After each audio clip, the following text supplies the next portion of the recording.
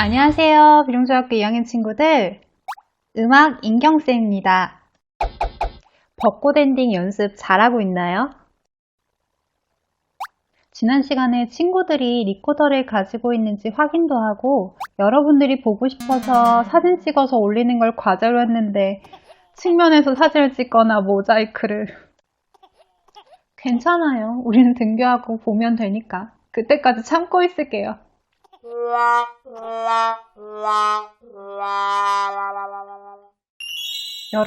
여러분은 어떤 순간에 음악을 듣나요?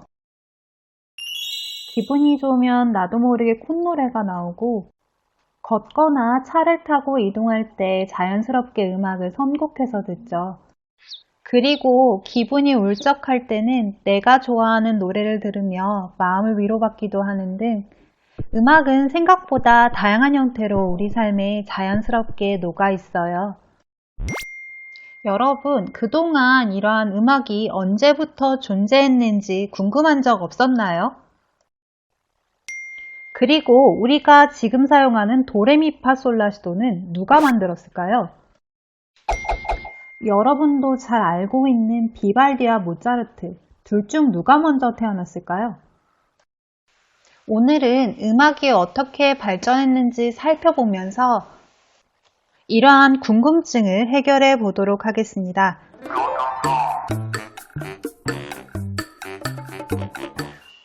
우리가 역사를 배울 때 한국사, 세계사를 배우듯이 음악에서도 우리 음악의 역사를 뜻하는 국악사와 서양음악사를 배웁니다. 오늘은 서양음악의 역사에 대해서 알아보도록 하겠습니다. 노트 혹은 종이 그리고 필기구 준비해서 같이 적어가면서 알아보도록 합시다. 우리가 한국사를 고대, 삼국시대, 남북국시대, 고려시대, 조선시대, 일제강점기, 현대 이런 식으로 나누듯이 서양도 시기를 나눕니다. 화면을 보면서 같이 한번 적어볼까요?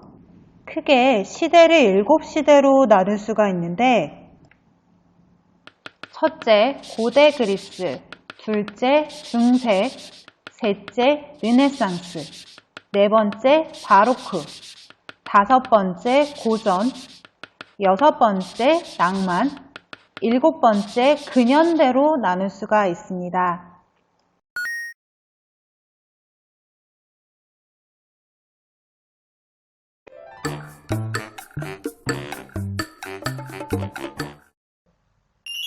여러분, 음악은 언제부터 존재했을까요? 바로 인류가 이 땅에 존재했을 때부터라고 추정합니다. 음악이 언제, 어떻게 시작되었는지 정확한 기록은 남아있지 않습니다. 하지만 동굴벽화나 고분의 유물, 비석을 통해 오래전부터 음악이 존재했음을 알 수 있습니다.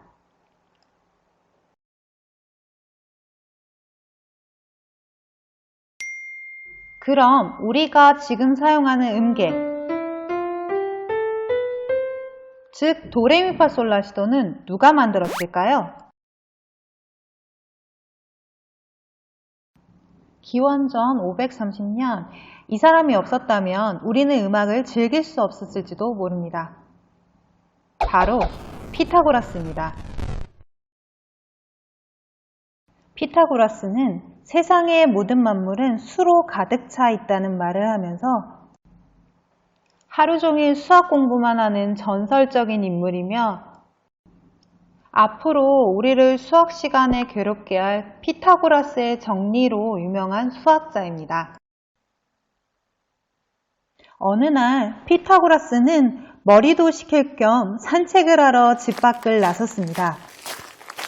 대장간을 지나던 중 피타고라스는 어떤 소리에 매혹되고 맙니다.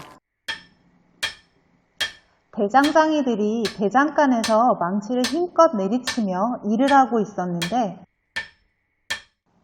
그 대장장이들이 내는 망치 소리가 평상시에는 시끄럽게만 느껴졌는데 오늘따라 그 망치 소리들이 너무 조화롭게 들리는 것이었습니다.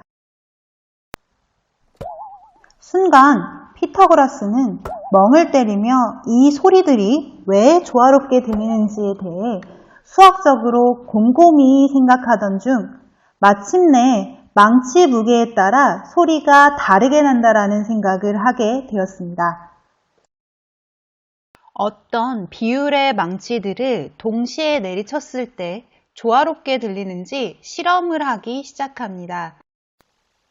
실험 결과 1대2, 2대3과 같은 간단한 정수비일 때 듣기 좋은 소리가 난다는 것을 알게 되었고, 듣기 좋은 화음을 찾아내어 이러한 비율들을 수학적으로 풀이한 다음 피타고라스 음계를 만들었습니다.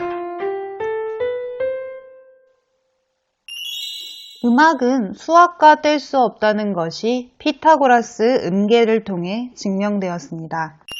이렇듯 소음으로 생각하는 시끄러운 소리도 누군가에게는 모닝콜이 될 수도, 누군가에게는 효과적인 음악 기법이 될 수도 있습니다.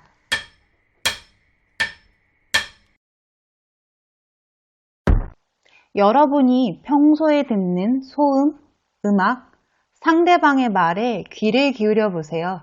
효과적인 음악 기법이 될지도 모릅니다. 여기까지가 고대 그리스 시대였습니다. 핵심 키워드 같이 정리해 볼까요?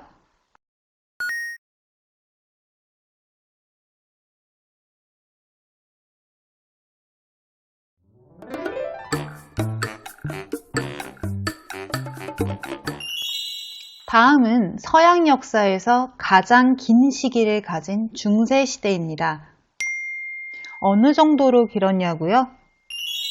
5세기부터 14세기 중반까지 약 1000년 동안의 기간을 말합니다. 중세시대 1000년을 잠시 우리나라와 비교해 보자면 삼국시대, 통일신라와 발해가 있었던 남북국시대, 고려시대에 해당됩니다. 중세시대는 교회가 중심이 되는 사회였습니다. 로마의 탄압을 받던 기독교가 로마의 국교, 즉 국가의 종교로 인정받으면서 음악도 신을 찬양하는 내용이 주를 이루게 되었습니다. 이러한 분위기 속에서 교황과 황제가 끊임없이 권력 다툼을 했는데 주로 교황이 권력을 가지게 되면서 음악도 교회 음악이 발달하게 되었습니다. 교황은 지금도 있죠. 수많은 교황들 중 그레고리오라고 하는 교황이 있었습니다. 당시에는 신을 찬양하기 위한 노래, 즉 성가가 유럽 각 지역에서 각각 다르게 불려졌는데 600년경에 이를 하나로 모아 정리한 사람이 바로 교황 그레고리오입니다. 그래서 그의 이름을 본따 이러한 성가를 그레고리오 성가라고 합니다. Miserere Domine. Ultime Pascali laudes, imorem Christiani, Agnus redemido est, Christus innocens patri, le conciliabit, peccatores, Mose pictatu ello, confisere mirando, ductite mortus, regnabimus, in nobis Maria, Filii Cimbia, sepulcrum Christi viventis, et gloria Filii resurgentis, Angeli potestes, sudarium et vestes. 영상 잘 보았나요? 방금 본 영상은 영화 검은 사제들 중 한 장면입니다. 극 중 참치오빠, 강동원 씨가 부른 이 노래는 중세 성가곡 중 하나입니다. 그런데 말입니다.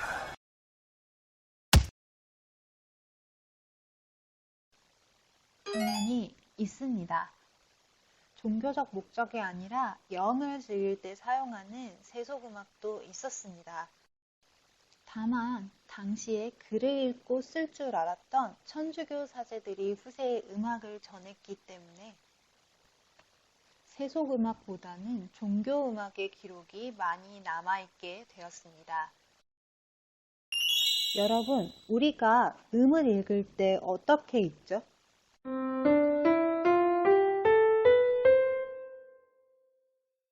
맞습니다. 도레미파솔라시도라고 읽죠. 아무리 음악을 좋아하지 않는 친구라 할지라도 도레미파솔라시도를 모르는 친구들은 없을 것이라 생각합니다. 그런데 말입니다.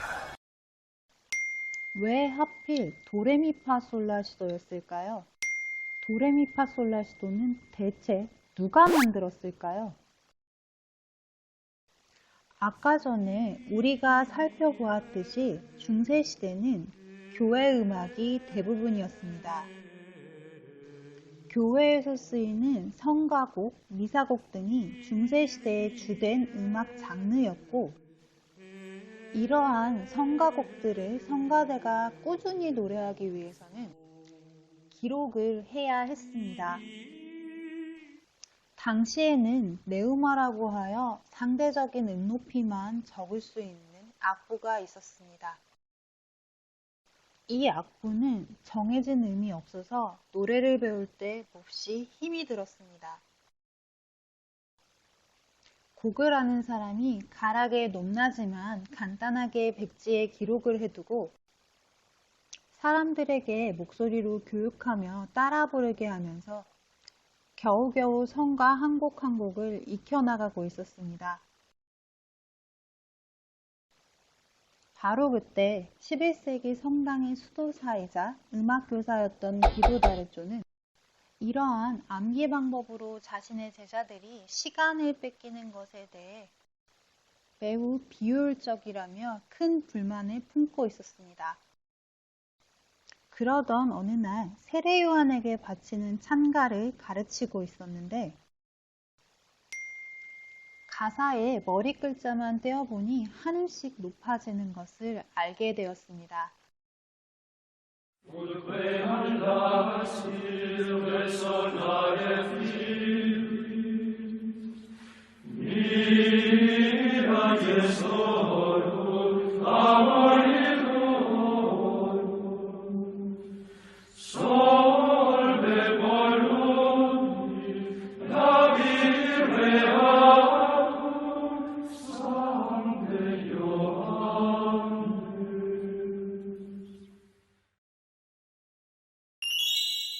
눈치채셨나요? 마치 삼행시를 하듯이 가사의 첫 말머리만 가져와 보면 웃, 레, 미, 파, 솔, 라가 됩니다. 이후에 첫 음인 웃 발음이 쉽지가 않아서 도로 바뀌게 됩니다. 이렇듯 기도다레초를 시작으로 도레미파솔라시도는 최종적으로 17세기에 완성되게 되었답니다. 여기까지가 중세였습니다. 핵심 키워드 같이 정리해 볼까요?